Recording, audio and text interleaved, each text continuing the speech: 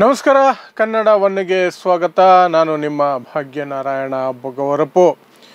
ASP Narayana Bharamani ಅವರದ್ದು ವಿಚಾರ ಏನು ಅನ್ನೋದು ನಾನು ವಿವರಿಸಬೇಕಾಗಿಲ್ಲ. ನೀವು ನೋಡಿರ್ತೀರಿ, ಕೇಳಿರ್ತೀರಿ, ಗೊತ್ತಾಗಿರುತ್ತೆ. ಪ್ಲಸ್ ನಿನ್ನೆ ಮೊನ್ನೆ ಎಲ್ಲ ಚರ್ಚೆ ಆಗ್ತಿರುವಂತಹದ್ದು ರಾಜೀನಾಮೆ ಪತ್ರವನ್ನು ಅವರು ಕೊಟ್ಟಿದ್ದಾರೆ. ಅದರಲ್ಲಿ ಸುದೀರ್ಘವಾಗಿ ಸಿದ್ದರಾಮಯ್ಯನವರು ಮಾಡಿದಂತಹ ಅವಮಾನವನ್ನು ಉಲ್ಲೇಖಿಸಿ ರಾಜೀನಾಮೆಗೆ ಮುಂದಾಗಿದ್ದಾರೆ. ನಿವೃತ್ತಿಗೆ ಅಥವಾ ಅರ್ಲಿ ರಿಟೈರ್ಮೆಂಟ್ಗೆ ವಿನಂತಿಯನ್ನು ಮಾಡಿಕೊಂಡಿದ್ದಾರೆ. ಆನಂತರ ಮುಖ್ಯಮಂತ್ರಿ, ಗೃಹ ಮಂತ್ರಿ, ಸರ್ಕಾರದ ಪ್ರತಿನಿಧಿಗಳು, ಲೋಕಲ್ MLA ಯಾರ್ಯಾರೆಲ್ಲ ಹೋಗಿ ಪ್ರಯತ್ನ ಮಾಡಿ ಮಾತಾಡಿದ್ದಾರೆ. ಈಗ ಅವರು ತಮ್ಮ ಕರ್ತವ್ಯಕ್ಕೆ ಹಾಜರಾಗಿದ್ದಾರೆ ಅನ್ನೋದನ್ನು ನೀವು ಎಲ್ಲ ಕಡೆಯಲ್ಲೂ ಸಹ ನೋಡ್ತಿದ್ದೀವಿ.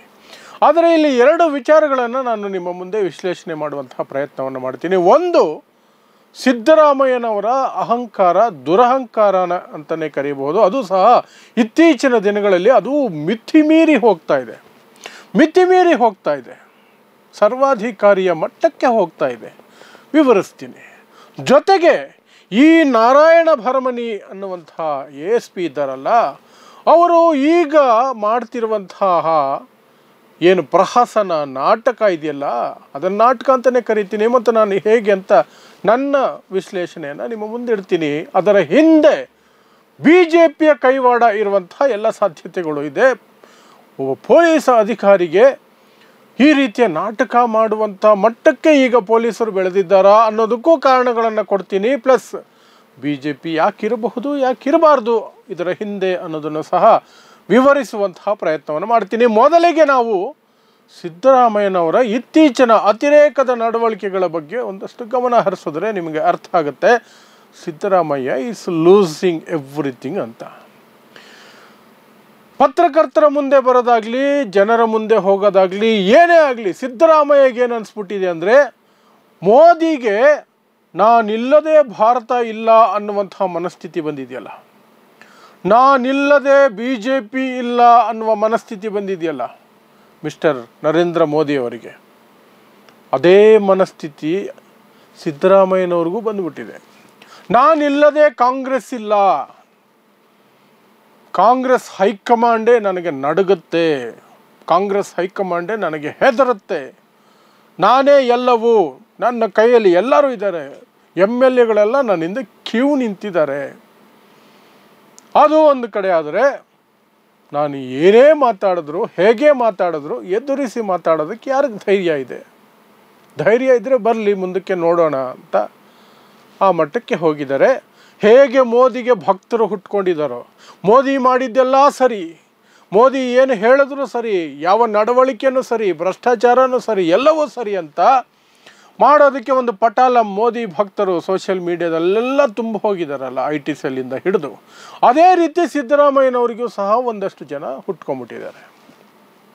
ಸಿದ್ದರಾಮಯ್ಯ ಏನು ಮಾಡಿದ್ರು ಸರಿ, ಏನು ಮಾತಾಡಿದ್ರು ಸರಿ, ಭ್ರಷ್ಟಾಚಾರದ ಆರೋಪಗಳು ಬಂದರೂ ಸರಿ, ಯಾವುದು ಬಂದರೂ ಸರಿ, ಸಿದ್ದರಾಮಯ್ಯನೇ ಗ್ರೇಟ್, ಸಿದ್ದರಾಮಯ್ಯ ಬಿಟ್ಟರೆ ಇನ್ಯಾರೂ ಇಲ್ಲ. ಆ ರೀತಿ ಅಂಧಭಕ್ತರು, ಸಿದ್ದರಾಮಯ್ಯ ಅಂಧಭಕ್ತರು ಸಹ ಈ ಕಡೆ ಹುಟ್ಕೊಂಡ್ಬಿಟ್ಟಿದ್ದಾರೆ. ಅದೆಲ್ಲವನ್ನು ಒಳಗೆ ತಗೊಂಡಿರುವಂಥ ನಮ್ಮ ಸಿದ್ದರಾಮಯ್ಯ ಕಂಪ್ಲೀಟಾಗಿ ಔಟ್ ಆಫ್ ಕಂಟ್ರೋಲ್ ಆಗ್ಬಿಟ್ಟಿದ್ದಾರೆ. ಔಟ್ ಆಫ್ ಕಂಟ್ರೋಲ್ ಇದು. ಯಾರನ್ನು ಏನು ಬೇಕಾದರೂ ಮಾತಾಡುವಂಥದ್ದು. ಏನಾಯಿತು ಅವತ್ತು ಏಪ್ರಿಲ್ 28ನೇ ತಾರೀಕು? ಪ್ರತಿಪಕ್ಷದ ಒಂದಷ್ಟು ಕಾರ್ಯಕರ್ತರು ಬೆಳಗಾವಿಯಲ್ಲಿ ಕಾರ್ಯಕ್ರಮ, ಸಿದ್ದರಾಮಯ್ಯನವರ ಕಾರ್ಯಕ್ರಮದಲ್ಲಿ ಬಂದು ಧಿಕ್ಕಾರಗಳನ್ನು ಕೂಗಿದ್ರು, ಕಪ್ಪು ಬಾವುಟ ಪ್ರದರ್ಶನ ಮಾಡಿರ್ತಾರೆ. ಅದು ರಾಜಕಾರಣಿಗಳಿಗೆ ಮಾಮೂಲಿ. ಅದು ವಿಪಕ್ಷಗಳಿಂದ ಧಿಕ್ಕಾರದ ಕೂಗುಗಳು, ಪ್ರತಿಭಟನೆಗಳು, ಕಪ್ಪು ಬಾವುಟ, ಇದು ಆಡಳಿತ ಪಕ್ಷಗಳಿಗೆ ಯಾವತ್ತೂ ನಾರ್ಮಲ್. ಅದು ಪ್ರಜಾಪ್ರಭುತ್ವದ ಒಂದು ಭಾಗವೂ ಸಹ. ಆದರೆ ಇತ್ತೀಚೆಗೆ ಸರ್ವಾಧಿಕಾರಿ ಮನೋಭಾವನೆಗೆ ಜಾರಿ ಇರುವಂತಹ ಸಿದ್ದರಾಮಯ್ಯನವರು ಅದನ್ನು ಸ್ವೀಕರಿಸೋದಕ್ಕೆ ಸಿದ್ಧರಿರಲಿಲ್ಲ. ನನ್ನ ಕಾರ್ಯಕ್ರಮ, ನಾನಂದರೆ ಏನು?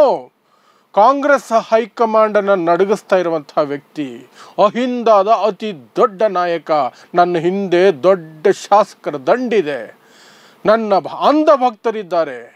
ಇಷ್ಟಿದ್ದು ನನ್ನ ಕಾರ್ಯಕ್ರಮದಲ್ಲಿ ನನ್ನ ವಿರುದ್ಧ ಧಿಕ್ಕಾರ, ನನಗೆ ಕಪ್ಪು ಬಾವುಟ ಅಂತ ಸಿಟ್ಟಿಗೆದ್ದುಬಿಟ್ರು. ಅಲ್ಲಿದ್ದಂಥ ASP ನಾರಾಯಣ ಭರಣಿ ಅವರನ್ನು ಕರೆದು, ಅದು ಹೆಂಗೆ, ಯಾವನೋ ಅವನು ಏನೋ ಇವ್ರ ಅಪ್ಪನ ಮನೆ ದುಡ್ಡಲ್ಲಿ ಸಂಬಳ ಕೊಡ್ತಾ ಇರೋ ಹಾಗೆ. ಸಿದ್ದರಾಮಯ್ಯ ತಮ್ಮ ಸ್ವಂತ ದುಡಿಮೆಯಲ್ಲಿ ಗದ್ದೆಗೆ ಹೋಗಿ ಅಥವಾ ಯಾವುದೋ ಫ್ಯಾಕ್ಟ್ರಿಗೆ ಹೋಗಿ ಅಥವಾ ಲಾ ಪ್ರಾಕ್ಟೀಸ್ ಮಾಡಿ ಅಲ್ಲಿಂದ ದುಡಿದ ದುಡ್ಡಲ್ಲಿ ಪೊಲೀಸರಿಗೆ ಸಂಬಳ ಕೊಡ್ತಾ ಇದ್ದೀನಿ ಅನ್ನೋ ರೀತಿಯಲ್ಲಿ ಯಾವನ ಅವನು ಆಫೀಸರು ಪೊಲೀಸು SP ಬರೋ ಇಲ್ಲಿ ಅಂತ. ಇದಕ್ಕೆ ಪಾಪ ಈ ನಾರಾಯಣ ಭರ್ಮನಿ ಆ ಸನ್ನಿವೇಶಕ್ಕೆ ಪಾಪ ಆಮೇಲೆ ಹೇಳ್ತೀನಿ. ಈ ಪುಣ್ಯಾತ್ಮ ಈಗ ಮಾಡ್ತಿರುವಂತಹ ಪ್ರಹಸನ ನಾಟಕದ ಬಗ್ಗೆನೂ ಹೇಳ್ತೀನಿ. ಪಾಪ ಓಡಿ ಬಂದರೆ ಕೈ ಎತ್ತು ಬಿಡೋದೆ. ಅಷ್ಟು ದೊಡ್ಡ ಆಫೀಸರ್ಗೆ SP ಸಾರ್ವಜನಿಕ ಸಭೆಯಲ್ಲಿ ಕೈ ಎದ್ದು ಬಿಟ್ಟು ಗದರಿಸಿದ್ರೆ ಅಷ್ಟು ಜನರ ಮುಂದೆ ಲಕ್ಷಾಂತರ ಕೋಟ್ಯಾಂತರ ಜನರಿಗೆ ತಲುಪ್ತಾ ಇರುತ್ತೆ ಮೀಡಿಯಾ ಮೂಲಕ. ಯಾರಿಗೆ ಆಗಲಿ ನೋವಾಗತ್ತೆ, ಹರ್ಟ್ ಆಗುತ್ತೆ. ಸ್ವಲ್ಪ ತಾಳ್ಮೆಗೆಟ್ಟ ವ್ಯಕ್ತಿ ಆಗಿದ್ದಿದ್ರೆ ಸಿದ್ದರಾಮಯ್ಯಗೆ ಅಲ್ಲೇ ತಿರುಗಿಸಿ ಏನಾದರೂ ಅಂದಿದ್ರೆ ಅಥವಾ ಇನ್ನೇನಾದರೂ ಮುಂದಕ್ಕೆ ನಡೆದಿದ್ರೆ ಸಿದ್ದರಾಮಯ್ಯಗೆ ಏನಾಗ್ತಿತ್ತು? ಇಷ್ಟು ವರ್ಷದ ವರ್ಚಸ್ಸು ಗೌರವ ಒಂದು ಸೆಕೆಂಡ್ಗೆ ಮಣ್ಣು ಪಾಲಾಗ್ತಿತ್ತು. ಒಂದು ಸೆಕೆಂಡಿಗೆ ತಿರುಗಿಸಿ ಆ SP ಒಂದೇ ಒಂದು ಮಾತು, ಮರ್ಯಾದೆ ಕೊಟ್ಟು ಮರ್ಯಾದೆ ತಗೊಳ್ರಿ, ಇಷ್ಟು ಹೇಳಿದ್ರು ಸಾಕಿತ್ತು. ಇಷ್ಟು ಹೇಳಿದ್ರು ಮುಗಿದೋಗ್ತಿತ್ತು ಅವತ್ತು. Give respect and take respect ಅಂತ ಒಂದು ಮಾತನ್ನು SP ನಾರಾಯಣ ಭರ್ಮನಿ ಹೇಳಿದ್ದಿದ್ರೆ ಸಿದ್ದರಾಮಯ್ಯಗೆ ಅವತ್ತು ಹೇಗಿರ್ತಿತ್ತು? ಅಷ್ಟು ಅರ್ಥ ಮಾಡ್ಕೊಳ್ಳೋಕ್ಕಾಗದೇ ಇರೋಂಥ ಒಂದು ರೀತಿ ಮತಿಭ್ರಮಣೆಯ ರೀತಿಯಲ್ಲಿ ಆಗ್ಬಿಟ್ಟಿದ್ದಾರೆ ಸಿದ್ದರಾಮಯ್ಯ. ಅರ್ಥ ಆಗುತ್ತೆ. ನಾನು ಹೇಳದ್ನಲ್ಲ, ಇವೆಲ್ಲ ಪಾಯಿಂಟ್ಸ್ ಇದೆ. ನಾನೇ ಅನ್ನುವಂಥದ್ದು ದುರಹಂಕಾರ ಸೇರ್ಕೊಂಡ್ಬಿಟ್ಟಿದೆ. ಹಾಗಾಗಿ ಯಾರನ್ನ ಏನು ಬೇಕಾದ್ರೂ ಅಂತೀನಿ. ಪುಣ್ಯಕ್ಕೆ ಅವತ್ತು ನಾರಾಯಣ ಭರ್ಮನಿ ಯಾವುದೇ ರೀತಿಯಾದಂತಹ ಪ್ರತಿಕ್ರಿಯೆಯನ್ನು ಕೊಡಲಿಲ್ಲ. ಯಾವುದೇ ರೀತಿ ಪ್ರತಿಕ್ರಿಯೆ ಕೊಡಲಿಲ್ಲ. ಸಿದ್ದರಾಮಯ್ಯನವ್ರದ್ದು ಅಲ್ಲೊಂದೇ ಕಡೆ ಅಲ್ಲ, ಪತ್ರಕರ್ತರ ಮುಂದೆ ಬಂದಾಗಲೂ ಅಷ್ಟೇ ಓಯ್ ಏನೋ ಇವರು ಸ್ವಂತ ದುಡ್ಡಲ್ಲಿ ಇವ್ರು ಬೆವರು ಸುರಿಸಿ ದುಡಿದು ಎಲ್ರಿಗೂ ಊಟ ಹಾಕ್ತಿದ್ದೀನಿ ಅನ್ನೋ ರೀತಿ ಪಾಳೆಗಾರಿಕೆ. ಅದೆಲ್ಲವೂ ಸಹ ಆ ಘಟನೆಗೆ ಪ್ರಮುಖ ಕಾರಣ. ಇದು ಸಿದ್ದರಾಮಯ್ಯನ ಪಾರ್ಟ್. ಇನ್ನು ಈ ನಾರಾಯಣ ಭರ್ಮನಿಯವರ ಕತೆಗೆ ಬರೋದಾದರೆ, ಘಟನೆ ನಡೆದಿದ್ದು ಏಪ್ರಿಲ್ 28ನೇ ತಾರೀಕು. ಅದಾದ 1.5 ತಿಂಗಳಿಗೆ ಒಂದು ರಾಜೀನಾಮೆ ಪತ್ರವನ್ನು ಬರೀತಾರೆ. ಯಾವಾಗ? ಜೂನ್ 12ನೇ ತಾರೀಕಿಗೆ. 1.5 ತಿಂಗಳು ಯೋಚನೆ ಮಾಡಿದಾರ? ಸ್ವಾಭಿಮಾನ ಅಷ್ಟು ಕೆರಳುಬಿಟ್ಟಿದ್ರೆ, ಅಷ್ಟು ಅವಮಾನಿತರಾದ ಮನಸ್ಥಿತಿಗೆ ಹೋಗಿದ್ದಿದ್ರೆ ಮಾರನೇ ದಿನನೇ ಆಗ್ತಿತ್ತು, ಅದೇ ದಿನನೇ ಆಗ್ತಿತ್ತೆ ಹೊರತು 1.5 ದಿನ ಕಳೆದಂತೆ ಇನ್ನೂ ಅದನ್ನು ಹೆಚ್ಚು ಸೀರಿಯಸ್ನೆಸ್ ಕಳ್ಕೊಳ್ತಾ ಹೋಗುತ್ತೆ ಇಂತಹ ವಿಚಾರಗಳಲ್ಲಿ. ನನ್ನ ಅನುಭವ ಅಷ್ಟೇ. ಹಾಗೆ ಅದಾಗೋದು. ಜಗಳ ಆಡ್ತೀವಿ, ಏನೋ ಆಡಿದಾಗ ದಿನಗಳು ಕಳೆದಂತೆ ಅದು ಅದರ ಏನಿರ್ತದೆ ಇಂಟೆನ್ಸಿಟಿ ಅದು ಕಡಿಮೆ ಆಗ್ತಾ ಹೋಗುತ್ತೆ.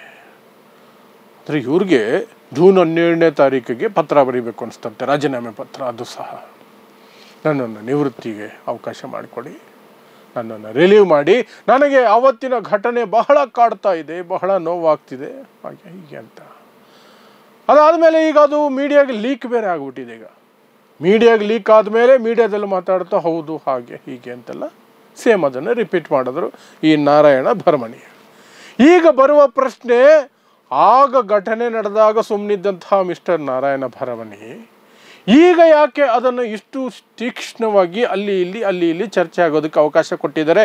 ಆ ಪತ್ರವನ್ನು ಲೀಕ್ ಮಾಡಿದ್ದು ಯಾರು? ಈ ಎಲ್ಲ ಪ್ರಶ್ನೆಗಳು ಬರ್ತವೆ. ಈ ಎಲ್ಲ ಪ್ರಶ್ನೆಗಳ ನಡುವೆ ಬರುವಂತಹದ್ದು ಇಲ್ಲಿ ರಾಜಕೀಯವಾಗಿ ಏನಾದರೂ ಪಿತೂರಿ ನಡೀತಾ ಇದೆಯಾ? ರಾಜಕೀಯ ಪ್ರಭಾವ ಇದೆಯಾ? ನಾರಾಯಣ ಭರ್ಮನಿಯವರ ಈ ನಡವಳಿಕೆ ಹಿಂದೆ, ಈ ಪತ್ರದ ಹಿಂದೆ, ಈ ಲೀಕೇಜ್ ಹಿಂದೆ BJP ಇದೆಯಾ? ಆ ಪ್ರಶ್ನೆಗಳು ಖಂಡಿತ ಬಂದೇ ಬರುತ್ತೆ. ಯಾಕೆಂದರೆ ಇದರಲ್ಲಿ ಲಾಭ ಆಗೋದು ಯಾರಿಗೆ? BJPಗೆ ಮಾತ್ರ ಅಲ್ಲ, ನಾರಾಯಣ ಭರ್ಮನಿಗೂ ಲಾಭ ಇರುತ್ತೆ, ASPಗೂ ಲಾಭ ಇದೆ. ನಿಮಗೆ ಗೊತ್ತೇ ಇದೆ, ಸಾಕಷ್ಟು ಪೊಲೀಸ್ ಆಫೀಸರ್ಗಳು ರಿಟೈರ್ ಆದ ತಕ್ಷಣವೇ ರಾಜಕೀಯಕ್ಕೆ ಬಂದುಬಿಡ್ತಾರೆ,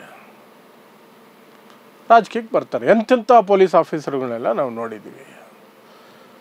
ಇಂತಹ ಒಂದು ಘಟನೆಯನ್ನು ಮುಂದಿಟ್ಕೊಂಡು ಮುಖ್ಯಮಂತ್ರಿ ವಿರುದ್ಧವೇ ಒಂದಷ್ಟು ಆರೋಪಗಳನ್ನು ಮಾಡಿ ರಾಜೀನಾಮೆ ಕೊಟ್ಟರೆ ರಾಜಕೀಯ ಪ್ರವೇಶ ಸ್ವಲ್ಪ ಜೋರಾಗೆ ಮಾಡ್ಕೋಬೋದು. ಮತ್ತು ಬಿ ಜೆ ಪಿಯಲ್ಲಿ ಕೈ ಬೀಸಿ ಕರೀತಾರೆ. ಈಗಲೂ ಬಿ ಜೆ ಪಿಯವರ ಹೇಳಿಕೊಟ್ಟಂಗೆ ಅಥವಾ ಹೇಳ್ದಂಗೆ ಏನಾದರೂ ಮಾಡಿದ್ದಿದ್ದರೆ ಇನ್ನೊಂದಷ್ಟು ಪ್ರಬಲವಾಗಿ ಬಿ ಜೆ ಪಿಯಲ್ಲಿ ಅವಕಾಶಗಳು ಸಿಗ್ತವೆ. ಸೊ ಇವರ ರಿಟೈರ್ಮೆಂಟ್ ಪ್ಲ್ಯಾನ್ ಏನಿದೆ, ಆ ರಿಟೈರ್ಮೆಂಟ್ ಪ್ಲ್ಯಾನಿಗೆ ಸೂಕ್ತವಾಗಿ ಈ ಘಟನೆಯನ್ನು ಬಳಸ್ಕೊಂಡು ಹೋಗ್ತಿದ್ದಾರಾ ಅನ್ನುವಂಥ ಅನುಮಾನಗಳು ಬರ್ತವೆ. ಇಲ್ಲದೆ ಹೋದರೆ ಘಟನೆ ನಡೆದ 15 ದಿನಗಳ ನಂತರ ಪತ್ರ ಬರೆಯೋದಂತೆ, ಆ ಪತ್ರ ಬರೆದ 15-20 ದಿನಗಳ ನಂತರ 20-22 ದಿನಗಳ ನಂತರ ಆ ಪತ್ರ ಲೀಕ್ ಆಗುತ್ತಂತೆ. ಆ ಪತ್ರದ ಬಗ್ಗೆ ಈಗ ಚರ್ಚೆ ಆಗುತ್ತಂತೆ, ಅವರು ಮುನಿಸ್ಕೊಳ್ತಾರಂತೆ. ಆ ನಂತರ ಸರ್ಕಾರಕ್ಕೆ ಬಿಟ್ಟ ವಿಚಾರ ರಿಲೀವ್ ಮಾಡೋದು ಅಂತೆಲ್ಲ ಹೇಳ್ತಾರಂತೆ. ಸೊ ಇಲ್ಲಿ ಖಂಡಿತವಾಗ್ಲೂ ಸಹ ಏನೋ ಒಂದು ನಡೀತಿದೆ ಒಳಗಡೆ. ಮೇ ಬಿ ವಿರೋಧ ಪಕ್ಷಗಳು ಹಿಂದ್ಗಡೆ ಕೆಲಸ ಮಾಡಿರೋ ಸಾಧ್ಯತೆಗಳು ಇರ್ತವೆ, ಖಂಡಿತ ಇರ್ತವೆ. ಸೊ ಹಾಗಾಗಿ ಈ ನಾರಾಯಣ ಭರ್ಮನಿ ಅವರನ್ನೂ ಸಹ ಅವತ್ತಿನ ಘಟನೆಯ ದಿನ ನಾನು ಪಾಪ ಅಂತ ಬಳಸ್ತೆ. ಆದರೆ ಈಗ ನಡೀತಾ ಇರುವಂತಹ ಬೆಳವಣಿಗೆಗಳಿದ್ದಾವಲ್ಲ, ಇವುಗಳನ್ನು ಗಮನಿಸಿದರೆ ನಾವು ನಾರಾಯಣ ಭರ್ಮನಿ ಕಡೆಯಿಂದ ಆಗ್ತಿರುವಂಥದ್ರಲ್ಲಿ ನಮಗೆ ಅನುಮಾನಗಳು ಸಾಕಷ್ಟು ಇರಲೇಬೇಕು. ಸೊ ಎರಡೂ ಕಡೆಯಲ್ಲಿ ನಾವು ನೋಡಿದಾಗ ಬರುವಂತಹ ವಿಚಾರಗಳು, ಒಂದು ಸಿದ್ದರಾಮಯ್ಯನವರ ಇತ್ತೀಚಿನ ಅತಿರೇಕದ ನಡವಳಿಕೆ, ಇನ್ನೊಂದು ಈ ಪ್ರಕರಣವನ್ನು, ಈ ಘಟನೆಯನ್ನು ಇಟ್ಕೊಂಡು ನಾರಾಯಣ ಭರ್ಮನಿ ASP ನಡೆಸ್ತಾ ಇರುವಂತಹ ಅಥವಾ ಈಗ ನಡೀತಾ ಇರುವಂತಹ ಘಟನಾವಳಿಗಳು. ಇದಿಷ್ಟು ನನ್ನ ಅನುಭವದ ಮೇಲೆ ನನ್ನ ವಿಶ್ಲೇಷಣೆ. ಸೊ ಇಂತಹದೇ ವಿಶ್ಲೇಷಣೆಗಳನ್ನು ಪ್ರತಿದಿನ ನಿಮಗೆ ಕೊಡ್ತಾನೆ ಬರ್ತಿದ್ದೀನಿ. ಈ ಚಾನಲನ್ನು ದಯವಿಟ್ಟು ಇನ್ನೂ ಯಾರು ಸಬ್ಸ್ಕ್ರೈಬ್ ಮಾಡಿಕೊಳ್ಳದೇ ನೋಡ್ತಿದ್ರೆ ದಯವಿಟ್ಟು ಸಬ್ಸ್ಕ್ರೈಬ್ ಮಾಡ್ಕೊಳ್ಳಿ. ಯಾಕಂದರೆ ನಮ್ಮದು ಸ್ವತಂತ್ರ ಪತ್ರಿಕೋದ್ಯಮಕ್ಕೆ ನಿಮ್ಮೆಲ್ಲರ ಬೆಂಬಲ ಬಹಳ ಬಹಳ ಮುಖ್ಯ ಆಗುತ್ತೆ. ಸಬ್ಸ್ಕ್ರೈಬ್ ಬಟನ್ ಒತ್ತಿ, ಅದರ ಪಕ್ಕದಲ್ಲಿ ಜಾಯಿನ್ ಅನ್ನುವಂತಹ ಬಟನ್ ಇರುತ್ತೆ.